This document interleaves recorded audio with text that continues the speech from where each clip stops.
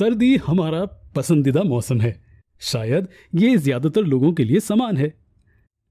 हम अपने नर्म और गर्म कंबल लेते हैं और बिस्तर पर जाते हैं। जब हमें काम के लिए बाहर भी जाना होता है तो बाहर की ठंड हमें ज्यादा परेशान नहीं करती है, क्योंकि हमारे पास गर्म वूलन कपड़े होते हैं। लेकिन क्या आपने कभी सोचा है कि हमें ये गर्म कपड़े कहां से मिलते हैं? हम जानते हैं कि आप कहेंगे जानवर जैसे कि भेड़ से।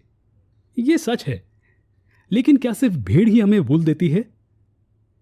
क्या आप जानते हैं कि ऐसे कई दूसरे जानवर भी हैं जो हमें वूल देते हैं? ये देखने से पहले कि कौन से जानवर हमें वूल देते हैं, चलिए देखते हैं कि आखिर वूल क्या है।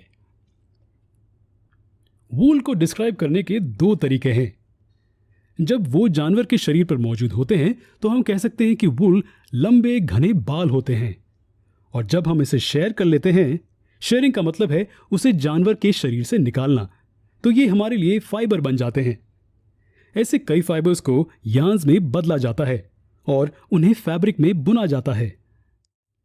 तो इस तरह से वूल को सरल तरीके से डिस्क्राइब किया जा सकता है। अब जब हम ये कहते हैं कि भेड़ के अलावा वूल कई दूसरे जानवरों से पाया जा सकता है, तो हम इस लिस्ट में कौन से जानवरों को शामिल कर सकते हैं? क्या हम किसी भी जानवर से वूल प्राप्त कर सकते हैं?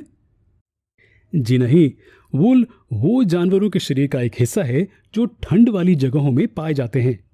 जी हां, वूल का मतलब है जानवर के शरीर पर लंबे घने बाल। क्या आप बता सकते हैं कि ये क्यों मौजूद होते हैं? ये उन्हें कड़ी ठंड से बचाने के लिए होते हैं।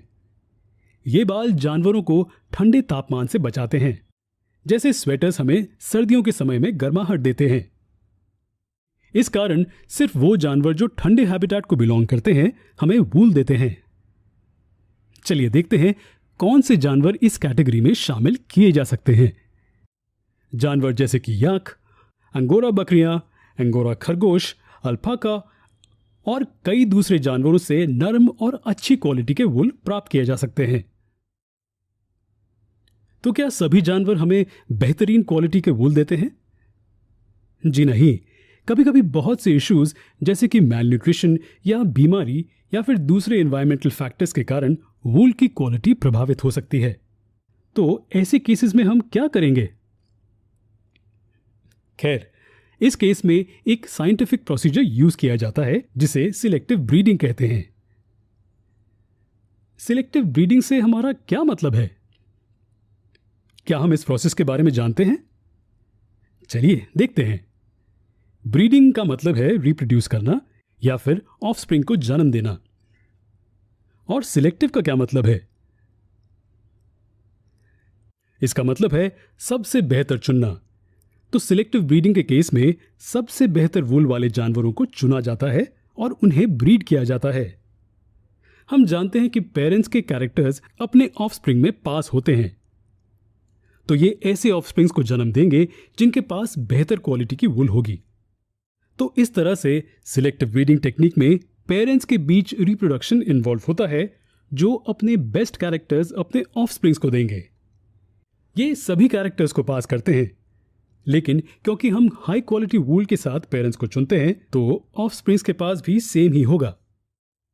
हमें सिर्फ वूल की बेहतर क्वालिटी से मतलब है। तो वूल देने वाले जानवरों के बीच सिलेक्टिव ब्रीडिंग ये सुनिश्चित करती है कि आने वाले कई पीढ़ियों तक बेहतर क्वालिटी की वूल प्राप्त हो। अगले वीडियो में हम जानवरों से वूल फाइबर्स को प्राप्त करने के प्रोसेस को देखेंगे।